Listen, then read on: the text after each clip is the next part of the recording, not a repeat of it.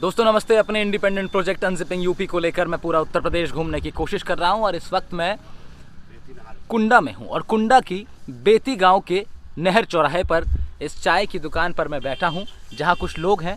ये लोग इसलिए खास हैं क्योंकि ये उस गांव और उस गांव के आसपास के क्षेत्र से बिलोंग करते हैं जिस गांव के राजा, जिस क्षेत्र के राजा रघुराज प्रताप सिंह राजा भैया हैं। राजा भैया को लेकर बहुत सारे मिसकंसेप्शंस हैं, अलग अलग बातें उनके बारे में कही जाती हैं।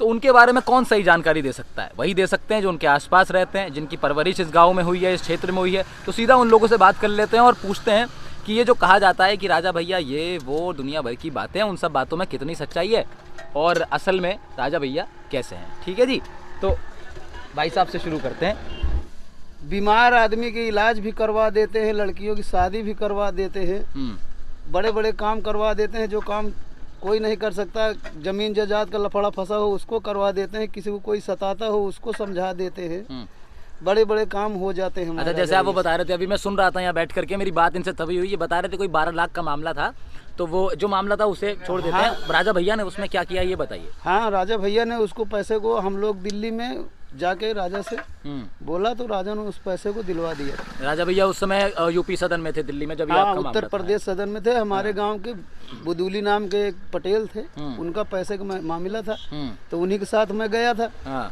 तो राजा जब जान पाए उस बात को तो पैसे को दिलवा दिए। कितने रुपए थे? 12 लाख रुपए थे। तो कुछ पैसा लगा उसे दिलवाने में? ना है, कुछ भी नहीं। ऐसा हुआ हो कि 12 लाख में से 2 लाख हमें दे दो? ना ना, ऐसा नहीं। 12 के 12 पूरे मिल गए? पूरे मिले। हाँ, पूरे के पूरे मिले। हाँ। अच्छा, और शादियों को लेकर के क्या रहता है अंकल जी यहाँ पे? मतलब राजा भैया जो जोड़ा में शादी करते हैं, हाँ, सामूहिक विवाह, हाँ, तो उसमें पूरा लड़की का जितना भी होता है, कपड़ा लगता जितना लगता है, जेवरात जितना लगती है, जितना सामान लगता है, 100-125 लड़की की तरफ से, 100-125 लड़का की तरफ से। लड़की के यहाँ गाड़ी भेजी जाती है 4 पहिया। लड़के को जूता, कपड़ा, मोजा, पूरा सब कपड़ा उसका होता है 5-7 जोड़ा कपड़ा।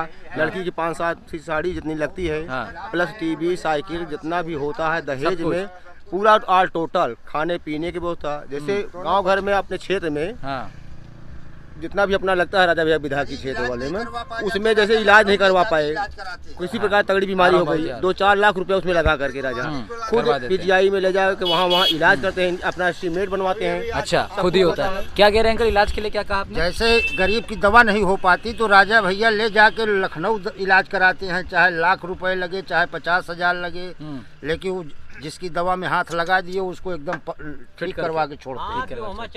अच्छा अंकल जी, आपने इन सब की बातें सुनी और क्या कहना है आपका राजा भैया के विषय में? अगर कोई पूछे आप बताइए। राजा भैया बहुत अच्छे आदमी हैं। हाँ, सबकी मदद करते हैं, सबकी अच्छा करते हैं।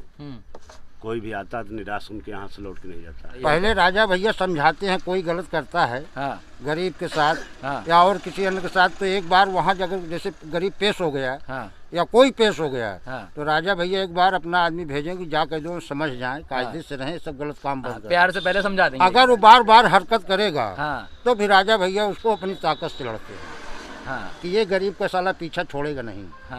इसको दिमाग ठीक करना पड़ेगा। तो फिर राजा भी उसको अपने स्तर, राजा के स्टाइल में वो काम करते हैं। हाँ, फिर राजा पर्सनल अपनी दुश्मनी, राजा भी पर्सनल दुश्मनी उसमें ले लेते हैं। अच्छा, कि ये गरीब का साला छोड़ेगा नहीं बिना हम करे, तो फिर राजा अपनी ताकत से उसको सही करते हैं, तब वो मानता है। अरे मैं गाजियाबाद में था, एक गुज्जर से मेरा बात हुआ। बोला तुम लोग राजा करते हो, हम कोई कायलीज नहीं करेंगे भाई।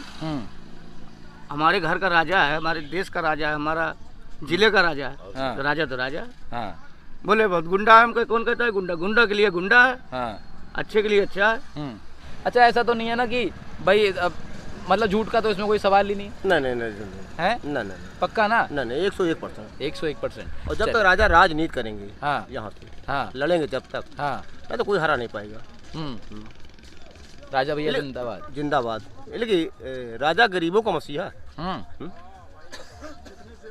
भाई जितना राजा कर दिया, कोई भी मुख्यमंत्री, प्रधानमंत्री, कुछ भी हो जाए, विधायक हो, कुछ भी हो, इतना नहीं कर सकता है। गरीबों को इलाज करवाना, शादी करवाना, शादी नहीं है जो राजा के यहाँ होती है शादी सामूहिक को तो होती है, प्लस जो अपने घर पर शादी करता है 10-20-50 हज़ार देना, घी चीनी लकड़ी इंतजाम करना, ऐसा कौन करेगा? विधायक क्या करेगा?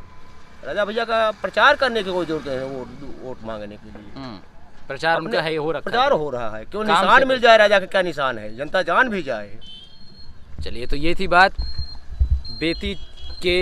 बेती की नहर चौराहे पर बैठकर यहाँ के लोगों से राजा भैया के बारे में आपने जाना, यहाँ के लोकल लोगों से कि राजा भैया के बारे में वो लोग क्या सोचते हैं, उनके काम को लेकर उनकी क्या सोच है।